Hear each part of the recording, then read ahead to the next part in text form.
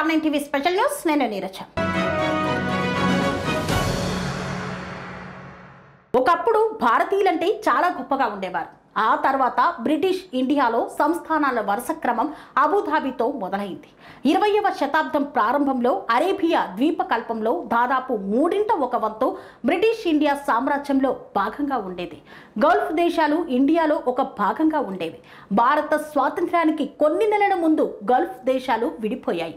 అప్పటి పరిస్థితులు ఏంటి? ఇప్పుడు వచ్చిన మార్పులను చూద్దాం.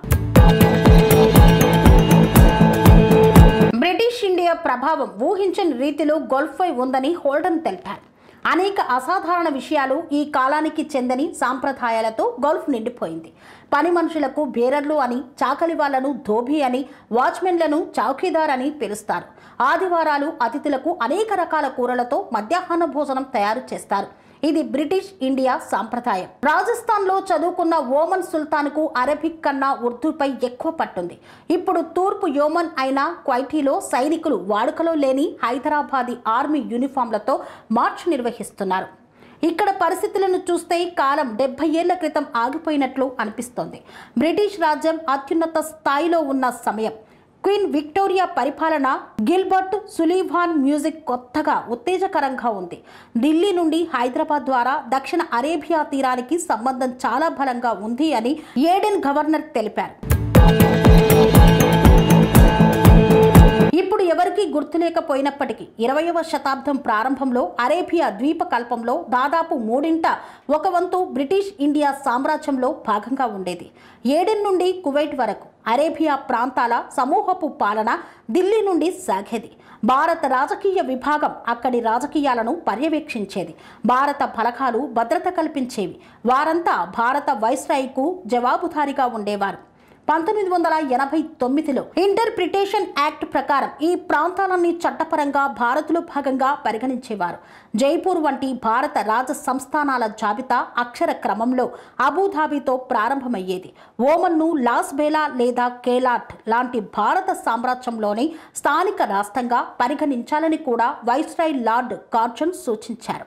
భారత పాస్పోర్టులు యోమెన్లోని ఏడెన్ వరకు జారీ చేసేవారు. ఇది భారతదేశం పశ్చిమ రేవుగా ఉండేది. బొంబాయి ప్రావియన్స్లో భాగంగా పరిపాలన సాగేది. 1931లో మహాత్మా గాంధీ ఆ నగరాన్ని సందర్శించినప్పుడు చాలా మంది యువ అరబ్బులు తమను భారత జాతీయవాదులుగా భావించుకున్నట్లు గుర్తించారు. హోల్డన్ పర్యటన సాగే సమయానికి బ్రిటిషర్లు భారతీయుల్లో చాలా మందికి బ్రిటిష్ ఇండియాలో గల్ఫ్ దేశాలు భాగమన్న విషయం తెలుసు. అయితే భారత సామ్రాజ్యం మొత్తం పరిధి చూపించే మ్యాప్లను అత్యంత రహస్యంగా ఉంచారు. ఆనాటి ఒటోమాన్లను ప్రస్తుత సౌదీలకు ఆగ్రహం కలగకుండా అందరికీ కనిపించే ప్రభుత్వ డాక్యుమెంట్లలో అరేబియా భూభాగాలను ప్రచురించేవారు కాదు. అసూయాపరుడైన షేక్ తన ప్రియమైన భార్యకు ముసుగు వేసినట్టే బ్రిటిష్ అధికారులు అరబ్ దేశాల పరిస్థితులను చాలా రహస్యంగా కప్పివేసి ఉంచేవారు అని రాయల్ ఆసియాటిక్ సొసైటీలో పనిచేసే ఒక లెక్చరర్ పేర్కొన్నారు. 1920 నాటికి రాజకీయాలు మారిపోయాయి. భారత జాతీయవాదులు భారతదేశాన్ని సామ్రాజ్య నిర్మాణంగా కాకుండా మహాభారత భౌగోళిక సంస్కృతిగా భావించడం ప్రారంభించారు.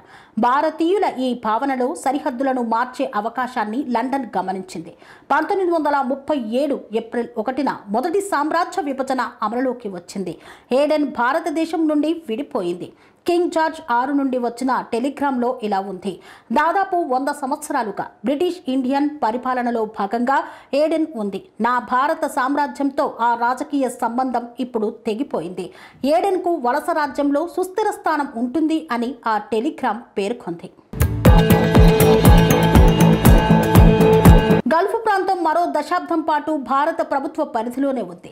స్వాతంత్ర్యం తర్వాత పర్షియన్ గల్ఫ్ను భారతదేశం లేదా పాకిస్తాన్లో భాగం చెయ్యొచ్చా అని బ్రిటిష్ అధికారులు చర్చించారు.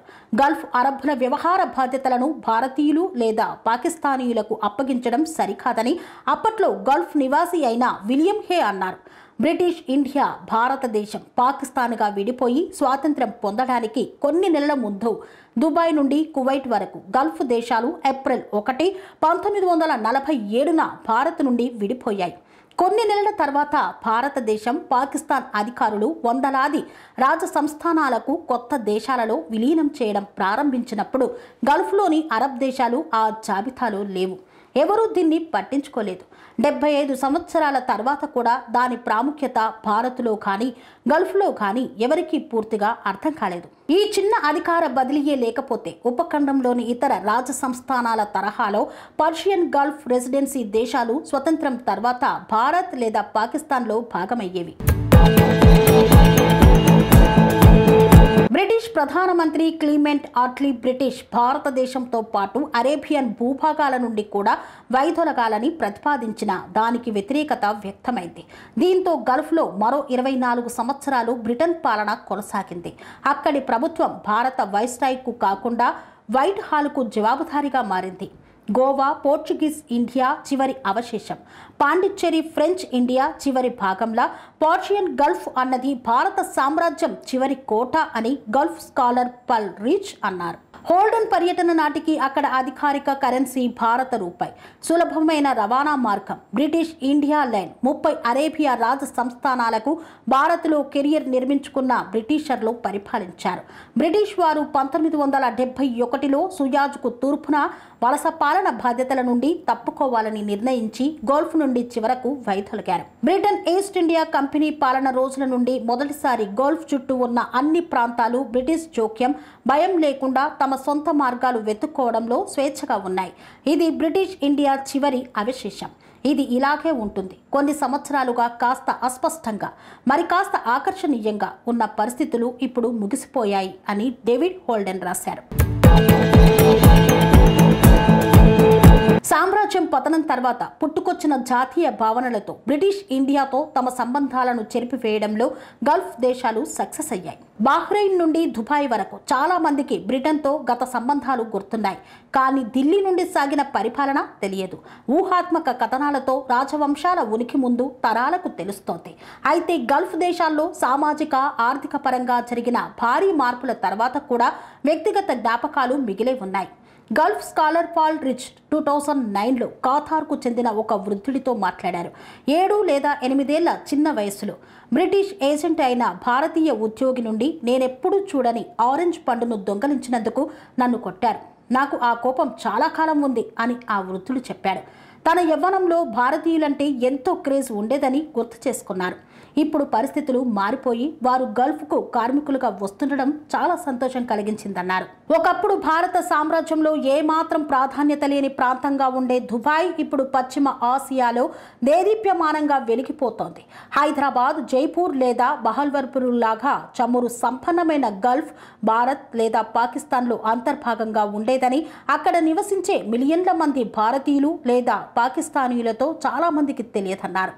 సామ్రాజ్యం మసకబారుతున్న సమయంలో అది ఒక అధికారపరమైన నిర్ణయం ఆ సంబంధాన్ని తెంపేసింది. అప్పటి జాడలు మాత్రమే మిగులున్నాయని పేర్కొన్నారు. స్వామి బోధానంద గోసేవ ఆశ్రమం, సైథాపూర్. జ్యోతిష్యం, వాస్తుశాస్త్రం మన పూర్వీకులు మనకిచ్చిన వరం. దుర్గాదేవి, కాలభైరవ ఉపాసనతో వాక్సిద్ధి పొందిన శ్రీ శ్రీ బోధానందగిరి స్వామివారు మీకు ఎలాంటి సమస్యలున్నా, వాటిలో ముఖ్యంగా ధన నష్టం, ఆరోగ్య నష్టం, భార్యాభర్తల మధ్య గొడవలు, ప్రేమించుకున్న వారు దూరం అవడం, ఎన్ని సంబంధాలు వచ్చినా పెళ్లి ముడి పడకపోవడం, రోడ్డు ప్రమాదాలు, అప్పుల బాధలు, వ్యవసాయంలో నష్టాలు, పెద్దల మాట పిల్లలు వినకపోవడం, ఆరోగ్య శాంతి, గృహశాంతి, మనశ్శాంతి లేకపోవడం, ఇలాంటి సమస్యలు ఉన్నట్లయితే ఒక్కసారి స్వామీజీని కలవండి. మీ సమస్యలకు తగిన పరిష్కారాన్ని పొందండి. అంతేకాక అన్ని రకాల వ్యాధులకు గోపంచకవ్య మరియు మూలికా వైద్యం చేయబడును. నమ్మకంతో రండి, ఆయురారోగ్యాలతో వర్ధిల్లండి. మా అడ్రస్ స్వామి బోధానంద గోసేవ ఆశ్రమం, సైథాపూర్, వీరభద్రస్వామి గుడి దగ్గర, యాదగిరిగుట్ట. సంప్రదించవలసిన నెంబర్ 9849213754 మరియు 9618034138.